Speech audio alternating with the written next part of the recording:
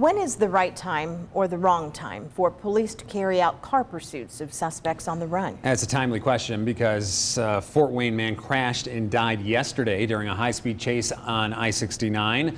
Fort Wayne's NBC reporter Jeff Newmeyer joins us live with more on the things departments take into account before deciding how to handle these situations. Jeff.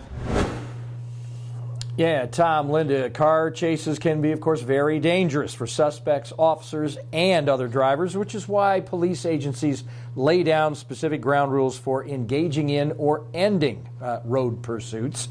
State police say they tried to pull Keedron Jackson over for speeding around 12:30 Wednesday afternoon on I-69 near the Illinois Road interchange, but officers claim Jackson raced off northbound, evaded efforts to deflate his tires with stop sticks, then crashed trying to exit onto Lima Road at a speed topping 100 miles an hour. He was thrown from his SUV and died a short time later. Fort Wayne police were not actively a part of yesterday's incident, but if one of their officers starts a pursuit, a supervisor immediately gets involved, asking the officer behind the wheel what the road conditions are like, how fast the suspect is going, and if there's a lot of traffic nearby, putting others at risk, all factors in determining whether the chase continues or gets suspended. Allen County Sheriff's officers are also instructed to get supervisors in the mix in deciding whether to keep going or call a chase off.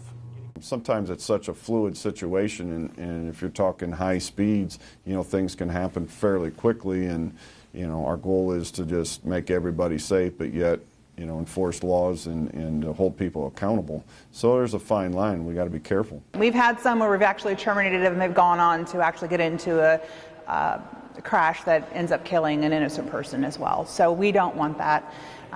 We're always trying to monitor as we do the best we can. It's not a perfect system. It's never going to be. But if people would just pull over when an officer has their lights flashing behind them, we'd all be safer. Now, we can tell you that the man who died yesterday on the exit ramp had a history of other offenses, including a 2016 resisting law enforcement case.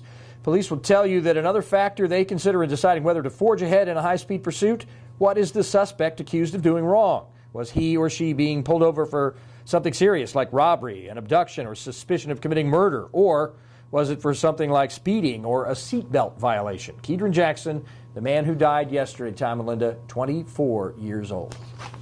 Yeah, a lot to think about because these pursuits can end with tragic results, as we saw yesterday. Our Jeff Newmeyer reporting live tonight. Jeff, thank you.